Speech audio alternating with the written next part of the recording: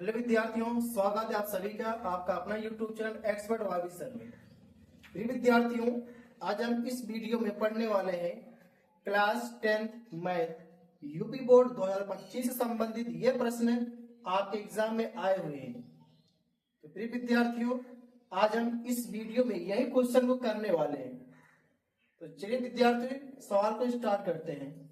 यहाँ पर क्या लिखा गया है, P के किस मान के लिए समीकरण 3x माइनस वाई प्लस 8 बराबर 0 और 6x माइनस पी वाई बराबर 16 संपाती रेखाएं निरूपित करता है। तब P का मान हमसे पूछा जा रहा है।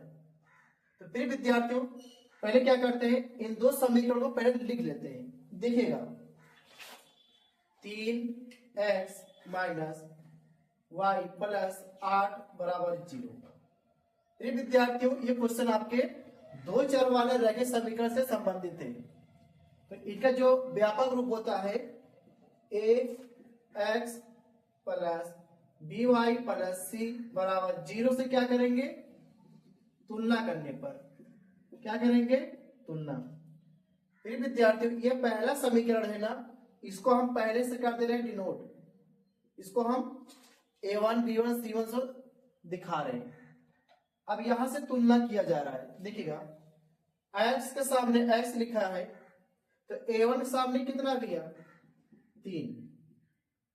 y के सामने y है, तो b1 के सामने क्या है, यहाँ पर -1, एक यहाँ पर छिपा है, तो b1 बराबर क्या है, -1।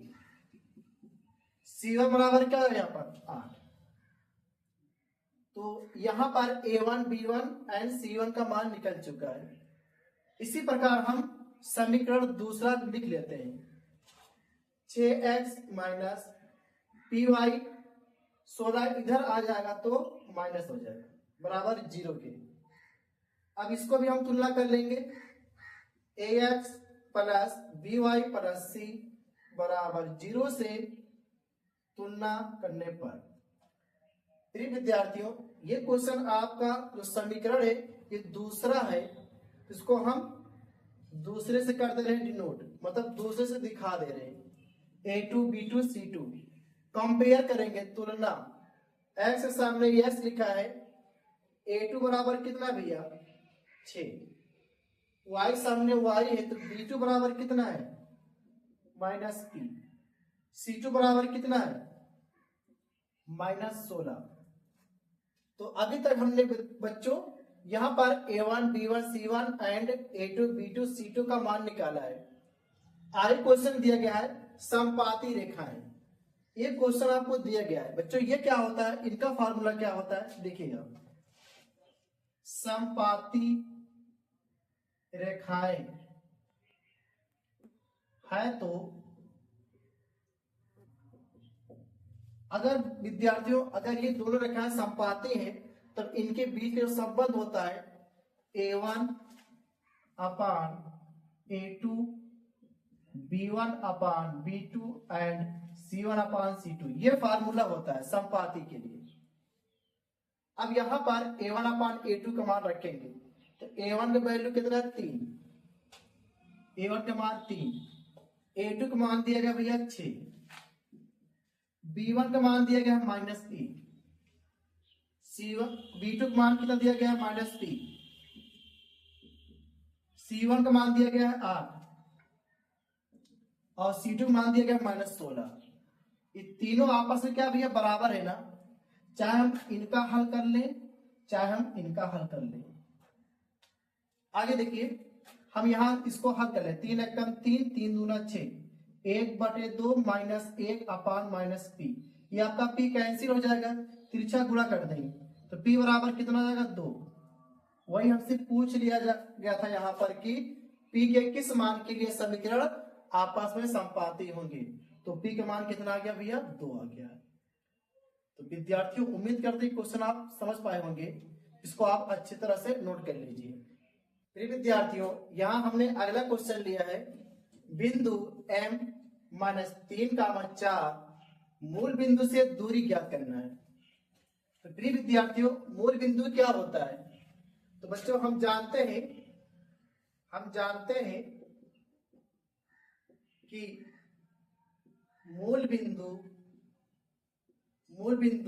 क्या होता है, 0,0 होता है। क्या होता है भैया, 0,0 होता है। प्रिय विद्यार्थियों, ये कहां पर होता है ध्यान समझिएगा। हम यहां पर एक ग्राफ बना रहे हैं। ये आपका x अक्ष होता है, ये आपका x डैश, ये आपका y होता है, ये y डैश।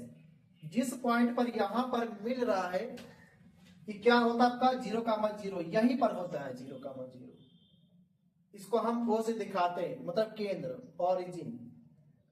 अब देखो -3,4 है ना, तो -3 मतलब x की ओर, 1 2 3, -3, 4 मतलब y की ओर, 1 2 3 4, -3 और 4 सामने देखा जाए तो ये आपका यम आ जाएगा यहाँ पर, -3,4।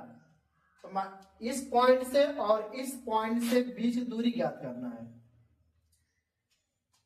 ठीक है बच्चों, तो हम यहां पर एक सूत्र लिखेंगे, दो बिंदुओं का बीच की दूरी स्मॉल d बराबर x1 माइनस x2 का whole square plus y1 minus y2 का होल स्क्वायर। ये आप सूत्र कब लगाएंगे, जब दो बिंदु दिया रहेगा तब। एक बिंदु आपका दिया गया था और यहां पर लिखा गया था मूल बिंदु, तो मूल बिंदु हमने लिख लिया 0,0, ये आपको पॉइंट रूप में हो गया है। तो अब एक बिंदु और दूसरे बिंदु का बीच की दूरी ज्ञात करना है। आगे देखिएगा, डी यहां पर जो भैया है इनको हम यहां पर लिख लेते हैं -3,4 और 0,0। ये आपका क्या है, x1 है, ये आपका x2 है, ये आपका क्या है, y1 है, ये आपका y2 है। आगे देखिए, इसी फार्मूले पर हम अप्लाई करने वाले हैं। देखिएगा, तो प्रिय विद्यार्थियों यहां पर क्या है, देखिए x1 क्या आपका -3 है ना, यहां रखो -3, माइनस फार्मूले x2 क्या आपका 0, क्या रखिएगा 0 का होल स्क्वायर। आगे प्लस है तो प्लस हमने लिख दिया है।